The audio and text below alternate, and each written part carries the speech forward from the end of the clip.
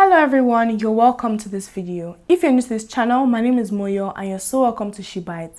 I make videos all about food, faith and lifestyle, and I'm sure I have a wealth of videos for you to check out if you have not already.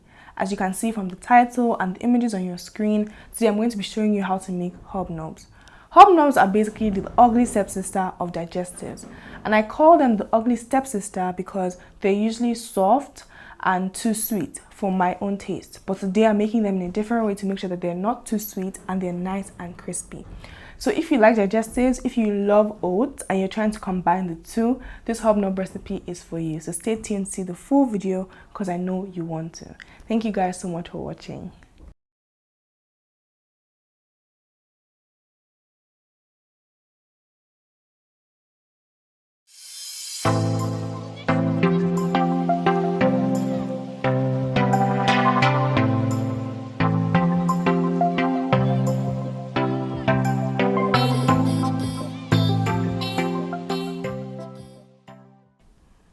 So as I kind of mentioned, our base flours in this case are going to be regular white all-purpose flour and some oats. You want to just combine the two, and then we're going to be adding in some salt and some baking powder. I found that baking powder is actually quite important in this recipe to have your nice layers of flakiness that you would expect in a digestive or a hobnob. When you skip the baking powder, your biscuit ends up being a bit dense. We're using some brown sugar in this recipe, but you could use white if that's your preference. Then we're adding in some fresh nutmeg and some fresh cinnamon. You could also use their powders if that's what you have at home.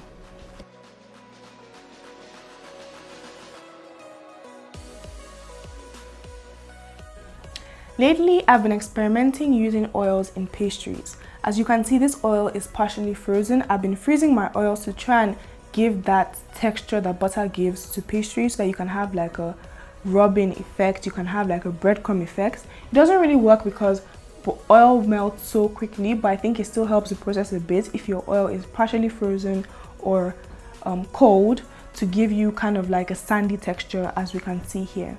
Then you're going to be adding in some milk. You want to add your milk in gradually, just so that you don't add too much. You want your dough to still be quite stiff but malleable enough for you to roll it out. All the recipe details are in the description box below, so if you want to find out the exact measurements of everything I used, just check down below so you can see everything clearly spelled out for you.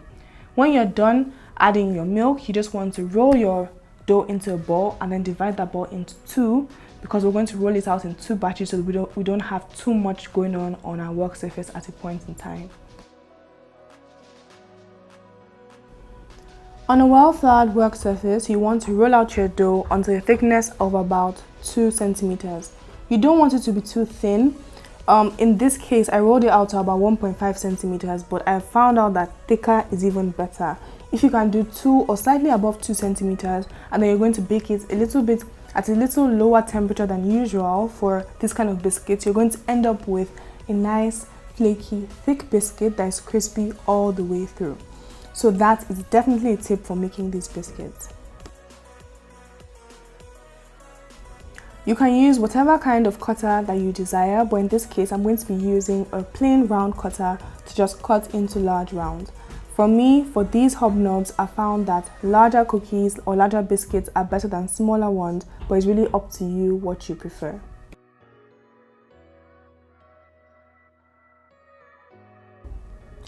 Don't forget to preheat your oven to 160 degrees Celsius, and you're going to bake these for about 20 to 25 minutes depending on the thickness, of course, until they're nice, golden brown and crispy all the way through.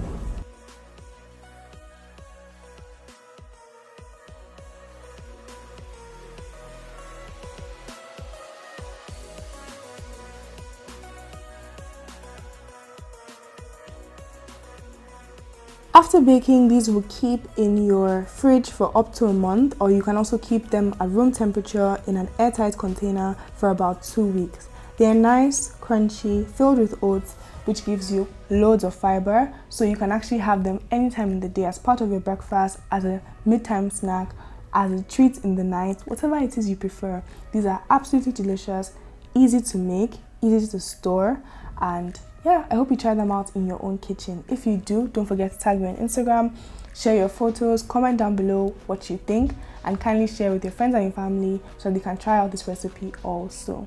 Thank you guys so much for watching, and I'll see you in my next video. Bye.